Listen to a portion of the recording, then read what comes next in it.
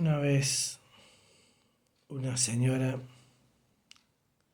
creyente, con fe, me dice, ¿qué sucede? ¿Qué tengo que hacer para que mi hijo cambie? Para que mi hijo perdone a su papá. Y me perdone a mí, por ende. Porque él es producto de esa relación enfermiza que tuve con su papá. Y yo le digo, mire, lo que tiene que hacer usted no fue solo ese caso, son varios. Otra mamá sucede igual. Y le digo, ¿por qué no entrega a su hijo a Dios? Y de estas tres mamás de casos similares, no perfectamente iguales,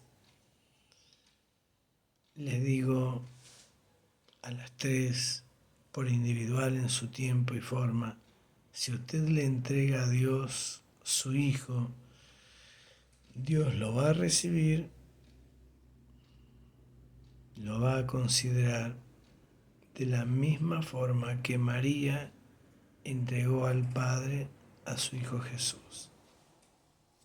Pero usted dirá, pero Jesús era también Dios, que iba desarrollándose en un cuerpo de un niño, para demostrarle al mundo que también como humano vivía y experimentaba las mismas etapas humanas y crisis humanas que todos. A modo de ejemplo, para que sepa que se puso en nuestro lugar, tanto sea de bebé, de niño y de grande.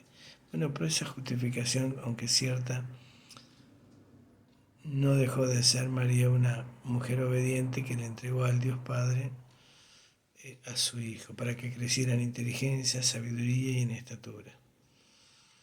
Significa que una madre, si María lo hizo, una madre puede entregar a su hijo al Dios Padre para que le guíe en la vida cómo educarlo. Nadie nace sabiendo, nadie nace siendo madre o padre, necesita siempre de una ayuda.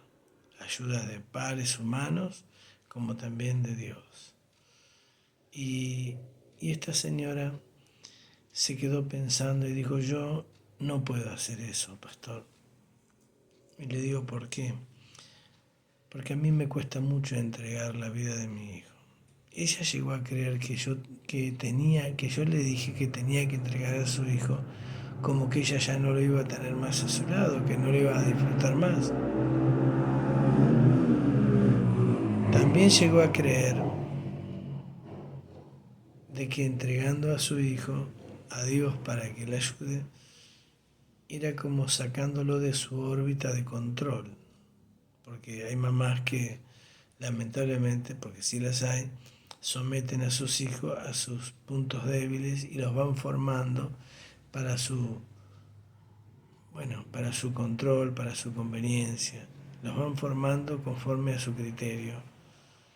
Y muchas veces eso hace que el niño se críe en contra del papá, si la mamá está en contra de los hermanos, por los celos, que tenga ciertos parámetros que no son normales. Entonces eso significa mucho de que cuando una persona está siendo enseñada, lo importante de todo esto es entender que cuando tiene que entregar algo, lo tiene que entregar de corazón y en confianza. Y en los tres casos tardaron en entender, estas tres mamás, en casos diferentes, que entregar a su hijo a Dios era simple y sencillamente ponerlos en sus manos, porque nosotros humanamente muchas cosas se nos escapan, no podemos, somos falentes.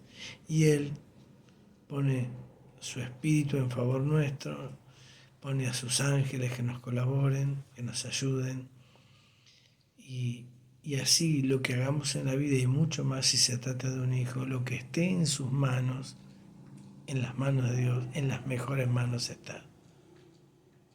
Y fíjese que Jesús, cuando María lo entregó al Padre para que